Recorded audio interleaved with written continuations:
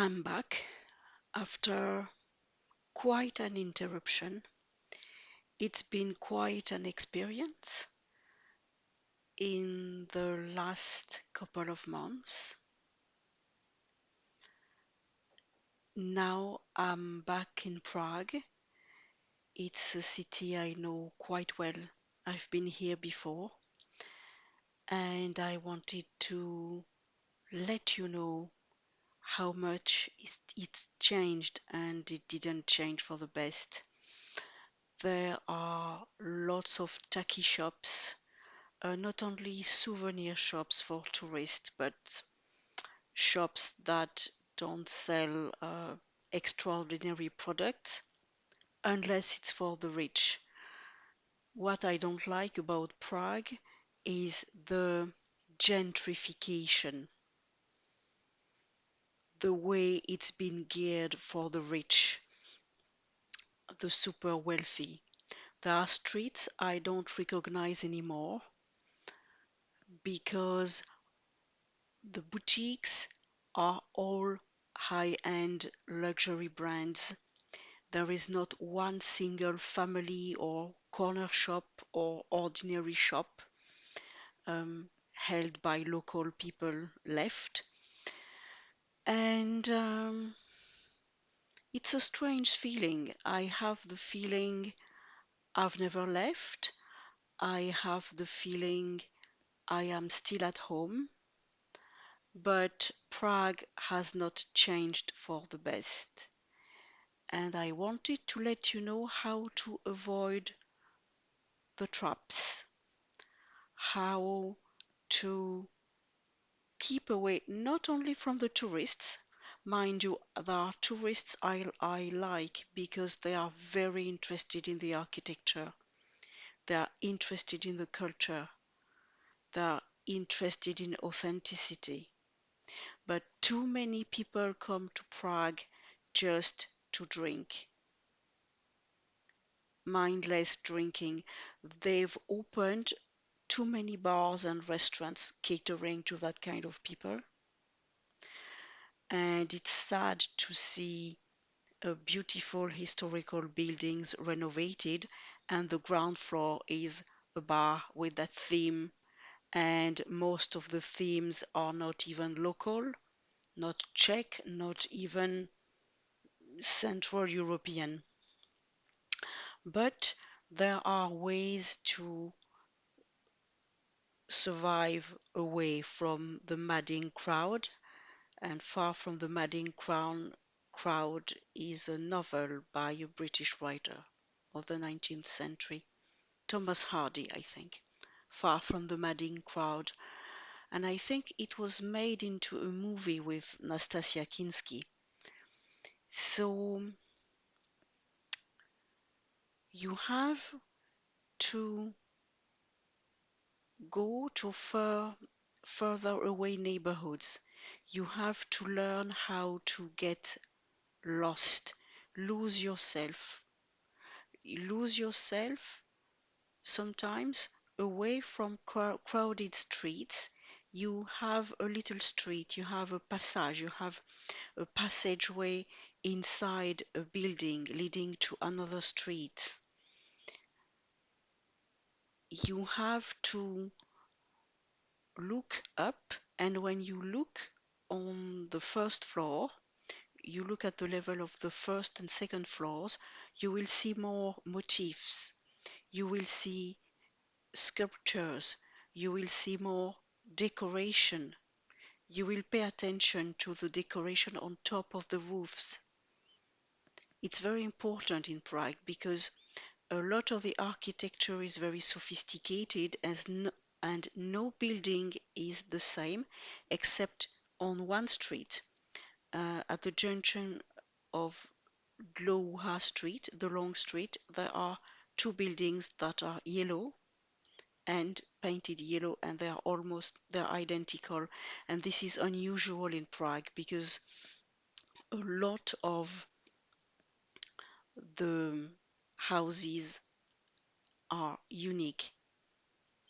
They took a lot of time in the past to work on this, And of course, capitalism and communism don't make beautiful buildings, but monarchies and empires did produce beautiful buildings.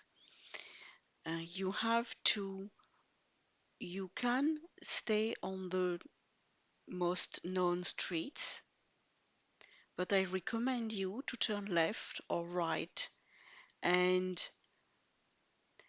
to find some squares, some gardens. They are on the maps, on Google Maps. And from a square or a small outdoor garden, there might be another street, and then the neighborhood changes. You can reach some of these backdoor gardens if you um, if you pay attention to trees. Suddenly you see there are more trees behind a wall, and it indicates there is a garden. I mean, a public space. No, of course, you don't get into private gardens. And there are some neighborhoods in Prague that are underrated. Some have a partial bad reputation. It doesn't matter. You have to go there during the day and you have to look for yourself how it's like. And of course, all the famous places to visit for a tourist are important to know. But um, you have to, I don't mean only the souvenir shops, but there are shops that are too obvious, like they've created too many museums on any subject, and they are not real museums, but they are there to make money and attract visitors, and you pay to, I mean, the Museum of Beer. How useless is that? Or the Museum of Torture or Sex or Chocolate. They avoid these places, and the places not to avoid are on the outskirts of the city center. You have interesting places, less touristy, but with still a lot of architecture, a lot of places and restaurants that are worthy of interest. Pay attention to local restaurants. And one thing I've noticed, and I've tried it for myself recently, the passageways.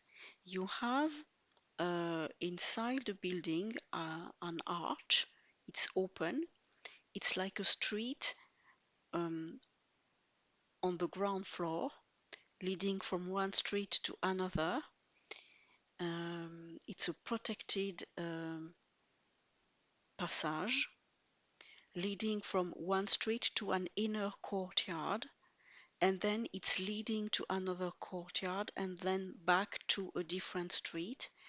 And in those inner courtyards, and there are public spaces, there are shops, small shopping malls are located in those passage, and it's very interesting. There are lots of them in Prague, and you can get away from the crowds. You get protected from the sun in summer and from the cold in winter. And you go from one place to another and look at the arch passageways. Look at the gaps in a building or between two buildings.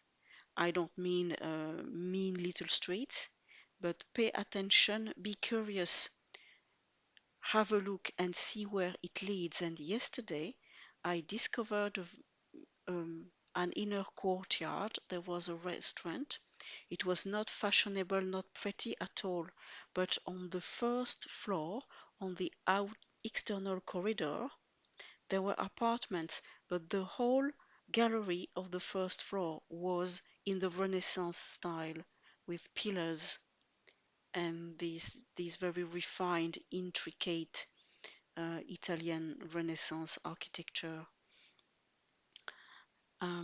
I've finished with my, if you're interested in history and geography and culture of a high level, at a higher level, you will find on my channel my Turkey series, and I'm going to prepare something more in depth about Prague.